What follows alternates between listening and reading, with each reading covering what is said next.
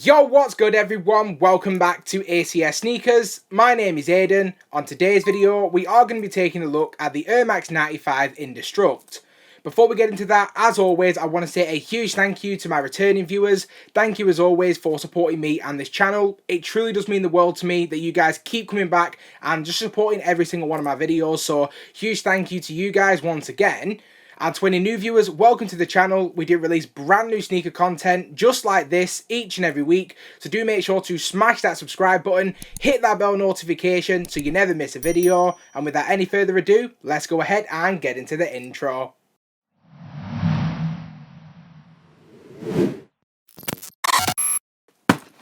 And here we go guys, I now have the box in hand. As you can see, we just get that standard Nike cardboard box. If we just now take a quick look at the label, which reads Indestruct AM95 in the black, and black colourway.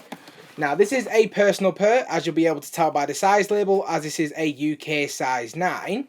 So if we just go ahead and get straight into the shoe. Starting from the toes up. Now the toe box itself and the rest of the upper has been comprised of this really nice close weave ballistic mesh. Around the toe box itself, we do have this TPU cage for extra reinforcement. Just as far as the actual materials go on this shoe, the mesh is not like anything I've personally ever experienced. It feels waterproof, but I'm not exactly sure if it actually is. And I'd also say that it has a really rough texture. This is probably something you'd actually consider on like an off-road shoe, as just the materials just feel really durable. And they do feel quite stiff, to be completely honest. But in general, I do think it's going to hold up really well and actually stand the test of time, unlike quite a lot of shoes. Considering all the changes on this shoe, I wasn't sure if the shape was going to be consistent with previous models that I've had, but the toe box itself does maintain the original from the Air Max 95 that you've probably already had at some point. So that was a big thing for me, just in terms of actually making sure that the shoe does feel like the original. I also really do like that there are two small cutouts on the toe box as well, which has been filled with 3M materials. So if you do flash any kind of light on the toe box, it is going to be reflective. And if you've been around my channel for any length of time, I'm a huge fan of reflective sneakers. So these little cutouts are a big thing in my opinion. And now just continuing further back the upper, on both the lateral and medial sides of the shoe, we do see the continuance of that black ballistic mesh, as well as the TPU cage on both sides. If you then continue slightly further back the upper, we do have this small cutout on both the lateral and medial side with the Nike swoosh. I think it's a really nice detail, something you might not notice when the shoe is actually on feet, but just in general, I think it works really well and actually adds something a little bit different to the upper of this shoe. This also does replace the original paneling seen on all other Air Max 95 models, and for anyone that doesn't already know, the Air Max 95, according to its designer, I think his name was Lozano, he basically based his design off human anatomy, incorporating things like vertebrae, ribs, muscle, skin, just into his design, and actually that's what helped create the original neon colorway. So the fact that they've gone with this almost armor around the actual shoe itself, I wasn't feeling it on the neon colorway, but in all black, I think it does work really well. And just underneath this TPU cage, as you can see, we do have 6 silver tone webbing stripes, which effectively work as the ribs for the shoe. Now, they do incorporate 3M material, and as I've already touched on, in general, I'm a huge fan of reflective sneakers, and it's always been one of my favourite things about the Air Max 95. They do also serve a purpose as well. As you can see, we do have a complete set of black rope laces, which actually weave through these stripes. So effectively, they are just the eye stays on the shoe as well. In the centre of these laces, we do have some more of that 3M material. And just underneath the laces, we do have this mesh tongue. It's not the same ballistic mesh that we've seen throughout the shoe so far. It's a lot more stiff and rugged, I would say. Kind of feels a little bit like yarn, if you've ever had anything like that. It does feel waterproof, however, although I haven't actually been able to find anywhere that does confirm that.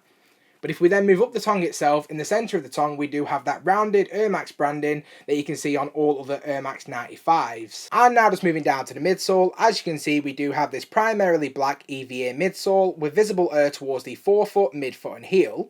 Switching then to the outsole of the shoe, this has actually been radically changed from previous Air Max 95s, as we do still have the original air cushioning that you would get with most other Air Max 95s. However, as you can see, we do have this new gripper technology, and as I kind of touched on when I was talking about the reinforcement around the toe box and around the actual uppers of the shoe, this kind of leans into the fact that this is more of an off-road shoe than anything else. And now just moving back up the shoe, around the ankle collar, we do have this leather material, and then inside the shoe itself, we do have a black sock liner. I'll be completely honest, it's not as padded or as comfortable as some of the previous Air Max 95s that I've had. I think that actually has a lot to do with the fact that the cage actually moves right the way to the heel of the shoe and kind of meets on both sides. So in my personal opinion, it's kind of made the shoe feel a little bit more narrow in my opinion. And I would also say that it's quite stiff when you do actually put these on for the first time. It doesn't actually affect the overall fit in my opinion. I've gone true to size and I still do feel like it fits me perfectly fine. So if you are looking for any sizing information, I would highly recommend that you do go true to size. If you do have a chance to try out the shoe before buying, I would highly recommend you do so, just so you can understand the best fit for you. If we just now take a look at the insole of the shoe, as you can see we have this primarily black insole with the black Nike Air branding. And now just switching over to the heel of the shoe. On the heel, once again, we see the continuance of that 3M material, and at the top portion of the heel, we do have that Nike Air branding. Now, once again, as I've already touched on numerous times, the fact that this is 3M is a really big feature in my opinion, and it's just something I've always really liked about the Air Max 95. This is pretty much a plain shoe at face value, but when you actually do look deeper into the shoe's roots and actually into what's gone into creating this one, I think there's a lot to it that you might not actually notice at first glance. In general, I actually think it's a lot better than what you actually might see on pictures. But that pretty much just wraps up the actual overview of the shoe itself, so let's go ahead and get into my opinions on the shoe. So just to sum up in terms of my overall opinion on the shoe itself, I do give the Air Max 95 Indestruct a very respectable 8 out of 10. Personally, I do wish that I was able to get this shoe at the start of winter rather than towards the end. As we head into spring and summer, this is going to be a shoe that I'm going to have to shelve for quite a few months before really being able to get the most out of it. This is definitely not a shoe that I'm going to be wearing throughout summer, so in that aspect, unfortunately, I've got it at just the wrong time. But in general, I really do think it's a lot better than the original neon colorway, and I think that a lot of people, when they actually see the shoe in hand, are going to like it a lot more than just based on the images you might have seen online. I'd love to know what you guys think as well, so do make sure to leave me a comment in the comment section below. Also, if you are new to this channel and you've stayed to this point in the video, please consider subscribing to my YouTube channel, hitting that bell notification so you never miss a video, and I hope to see you all again in the next one.